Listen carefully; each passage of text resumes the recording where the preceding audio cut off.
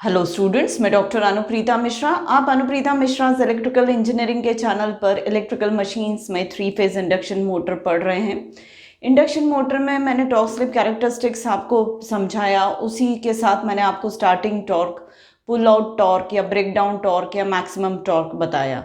अभी आगे आने वाले टॉपिक्स में भी इनके बारे में थोड़ा थोड़ा डिस्कशन होता रहेगा, पर आज मैं आपको इम्पोर्टेंस ऑफ मैक्सिमम टॉर्क या पुल आउट टॉर्क या ब्रेक डाउन टॉर्क समझा देना चाहती हूँ।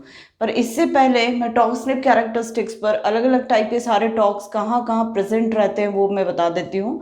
स्टार्टिंग टॉर्क मैंने बताया था S=1 पर या NR=0 जब होता है तब स्टार्टिंग टॉर्क प्रोड्यूस होता है, और इसके बाद ही मोटर जो है वो घूमना शुरू करती है या रोटर घूमना शुरू करता है।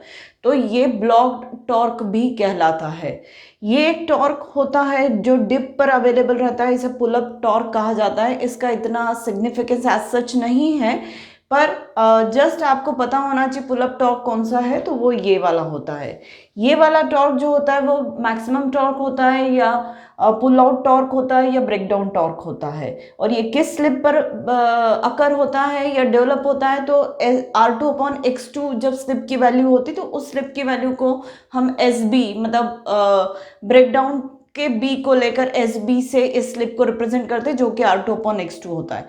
और एक और टॉर्क होता है जो कि नॉर्मल ऑपरेटिंग कंडीशन पर प्रोड्यूस टॉर्क होता है, जो कि S स्लिप पर प्रोड्यूस होता है। पर मैं उस टॉर्क को अभी ये बता रही हूँ कि इसे फुल लोड टॉर्क बोला जाता है, क्योंकि ये वो टॉर्क है जो मोटर डेवलप करे ड्यूरिंग नॉर्मल ऑपरेटिंग कंडीशन, और यही मैक्सिमम टॉर्क जिस पर मोटर काम कर रही है अकॉर्डिंग टू द लोड, इसलिए इसे फुल लोड कहा जाता है। मतलब लोड की रिक्वायरमेंट यहाँ पर फुलफिल हो रही है, और ये मैक्सिमम लोड है।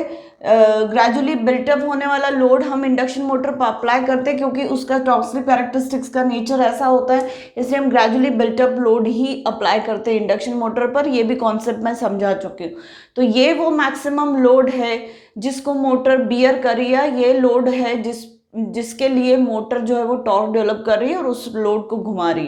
तो ये नॉर्मल ऑपरेटिंग पॉइंट है कैपिटल A, जिस पर डेवलप टॉर्क और लोड टॉर्क दोनों एक दूसरे के इक्वल है। तो ना तो यहाँ पर एक्सेलरेशन एग्जिस्ट कर रहा है ना रिटार्डेशन एग्जिस्ट कर रहा है। मोटर स्टेबली इस पर्टिकुलर स्पीड पर या स्लिप पर काम करती है, और ये मैक्सिमम लोड है इस लोड का, तो इसलिए ये फुल लोड टॉर्क हो जाता है। मतलब ये जो टॉर्क है ये फुल लोड टॉर्क है, जो कि लोड टॉर्क के बराबर है। तो और ये किस स्लिप पर हो रहा है, इस स्लिप को मैं नॉर्मली S अभी तक बोलती आई हूँ, पर इसको मैं SFL भी बोल सकती हूँ। तो जो मैंने एक रिलेशन डिराइव किया था नॉर्मल टॉर्क और मैक्सिमम टॉर्क के बीच में, तो यहाँ पे नॉर्मल टॉर्क को मैं FL भी बोल सकती हूँ, टाउ FL।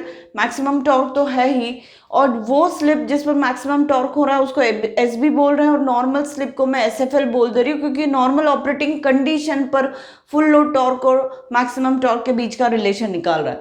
ये फॉर्मूला मैंने जो पहले डिराइव किया था वो ऐसा था,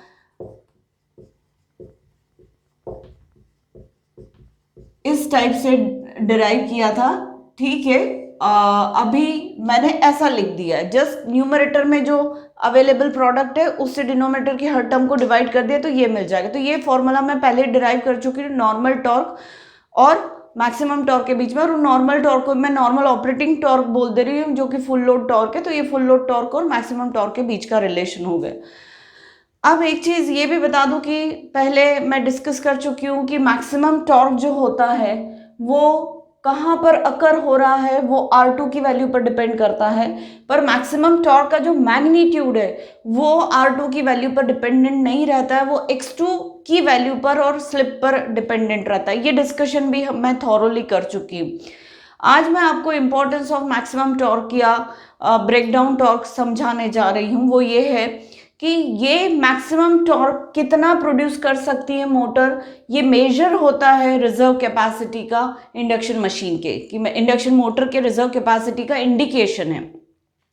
ये लगभग 200 से 300% होता है रेटेड टॉर्क का, मतलब इतना हाई होता है। और कभी भी इंडक्शन मोटर का जब हम डिजाइनिंग स्टार्ट करते हैं तो सबसे पहले जो इंफॉर्मेशन दी जाती है डिजाइनर को, इलेक्ट्रिकल मशीन डिजाइन करने वाले को, वो पुल आउट टॉर्क के मैग्नीट्यूड की दी जाती है कि जिस एप्लीकेशन के लिए हम इंडक्शन मोटर डिज़ाइन करवाना चाहते हो और फिर मैन्युफैक्चर करना चाहते हो, उसमें पुल आउट टॉर्क इतना डेवलप होना चाहिए। तो वो पुल आउट टॉर्क उसको सबसे पहले बताना पड़ेगा। उसी हिसाब से मोटर कितने स्ट्रेंथ की, मैकेनिकल स्ट्रेंथ की और कितने ज़्यादा इलेक्ट्रिकल स्ट्रेंथ की बननी चाहिए, वो उसी क्वांटिटी से, पुल आउट टॉर्क की क्वांटिटी से ही डिसाइड होता है। और ये भी है कि पुल आउट टॉर्क जो है वो ये भी इंडिकेट करता है कि कुछ मोमेंटरली पीक लोड्स को ये मोटर बियर कर सकती है। अब मोमेंटरली ही बियर कर सकती है, बहुत लंबे टाइम तक पीक लोड्स को बियर नहीं किया जा सकता। मतलब मैक्सिमम टॉर्क बहुत कंटिन्यूअसली डेवलप नहीं हो सकता इंडक्शन मोटर से, क्योंकि टॉर्क के प्रोपोर्शनल करंट होता है। लास्ट वीडियो में मैं ये चीज समझा चुकी हूँ, जितना ज्यादा टॉर्क होगा करंट उतना ज्यादा प्रोड्यूस हुआ होगा, तभी टॉर्क की क्वांटिटी बढ़ी। तो जब मैक्सिमम टॉर्क मोटर डेवलप कर रही होगी तो उस करंट भी बहुत ज्यादा अमाउंट का इंडक्शन मोटर में फ्लो हो रहा होगा, और ज्यादा अमाउंट का करंट ज्यादा देर तक जब फ्लो होगा तो फिर इंसुलेशन जो है मोटर वाइंडिंग का खराब हो सकता है। तो इसलिए हम पुल आउट टॉर्क प्रोड्यूस करवाते हुए मोटर को लॉन्ग टाइम तक रन नहीं कर सकते। हमें बहुत short time momentarily pull out torque पे मशीन ऑपरेट हो सकती, मोटर ऑपरेट हो सकती। अभी अभी मैंने आपको रिलेशन बताया ही है, और साथ में ये भी कहा है कि R2 जो होता है उसकी क्वांटिटी मैक्सिमम टॉर्क की क्वांटिटी को डिसाइड नहीं करती है। हम मैक्सिमम टॉर्क के अकरेंस के मोमेंट को, किस स्लिप पर ये अकर होगी, वो R2 पर डिपेंड करता है। इसी तरीके से अगर मैं फुल लोड टॉर्क और मैक्सिमम टॉर्क के बीच में रिलेशन निकाल रही हूँ, तो मैं स्टार्टिंग टॉर्क और मैक्सिमम टॉर्क के बीच में भी रिलेशन निकाल सकती हूँ। तो ये जनरल एक्सप्रेशन है टॉर्क का, जिसमें S=1 रख दिया तो स्टार्टिंग मोमेंट का टॉर्क हो गया, और इसके डिवीजन में हम ले रहे हैं reciprocal of torque. Maximum torque के एक्सप्रेशन को मैंने रेसिप्रोकेट कर दिया, क्योंकि हमें मालूम है वो एक्सप्रेशन KE2² आता है, जो कि मैंने पहले ही आपको डिराइव करके बताया। तो इस एक्सप्रेशन को जब सॉर्ट आउट किया तो ये हमें मिला।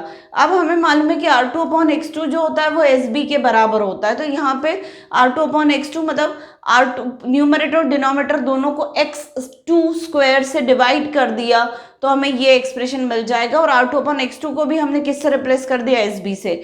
तो tau starting divided by tau max का जो एक्सप्रेशन आ रहा है 2SB/1 + SB² इतना आ रहा है। अब ये इक्वेशन नंबर 1 है, जो कि मैंने पहले मेंशन किया था, मैंने उसको रब ऑफ कर दिया था। तो इक्वेशन नंबर 1 को इक्वेशन नंबर 2 से इक्वेशन नंबर 2 को मैं इक्वेशन नंबर 1 से अगर डिवाइड कर देती तो मुझे स्टार्टिंग टॉर्क और फुल लोड टॉर्क के बीच का रिलेशन मिल जा रहा है। तो ये फुल लोड टॉर्क वाली स्लिप हो गई, मतलब ये वाली स्लिप हो गई, और मैक्सिमम टॉर्क मतलब SB वाली स्लिप हो गई। तो ये रिलेशन हमें स्टार्टिंग टॉर्क और फुल लोड टॉर्क के बीच का मिलेगा। तो ये सारी चीज़ें बेटा, कोई आपको एग्जाम में, यूनिवर्सिटी एग्जाम्स में ये क्वेश्चन बहुत रेयरली आता है, पर जब आप फील्ड जॉब के लिए जाएंगे तो आपको इंडक्शन मोटर से रिलेटेड ये पूरे इंपॉर्टेंट फैक्ट्स जो मैक्सिमम टॉर्क से रिलेटेड है, या आप मशीन डिज़ाइन में जाते हैं तो आपको ये सारी चीज़ें मालूम होनी चाहिए। और साथ में आप किसी टेक्निकल इंटरव्यू के लिए जाते हो तब भी आपको ये सारी चीज़ें, क्वेश्चंस पूछे जा सकते हैं इंडक्शन मोटर पर इस टाइप के।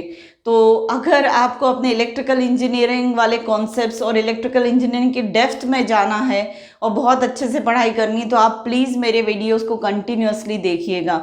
उम्मीद है आपको आज का मेरा वीडियो पसंद आया होगा, तो प्लीज़ मेरे चैनल को सब्सक्राइब करिए, आज के वीडियो को लाइक करिए और बहुत सारा नॉलेज गेन करने की कोशिश करिए। आपके व्यूज़, आपके कमेंट्स मुझे बहुत अप्रिसिएशन देते हैं, जिसकी वजह से मैं और ज़्यादा डेप्थ वाले कंटेंट्स, थॉरोली इलेक्ट्रिकल इंजीनियरिंग के सब्जेक्ट्स को डिस्कस करूँगी, अपना नॉलेज शेयर करूँगी, ताकि आप लोगों का इलेक्ट्रिकल इंजीनियरिंग में इंटरेस्ट भी बढ़े, नॉलेज भी बढ़े और हर तरीके से आपको इलेक्ट्रिकल डोमेन में आगे बढ़ने की मदद मिले।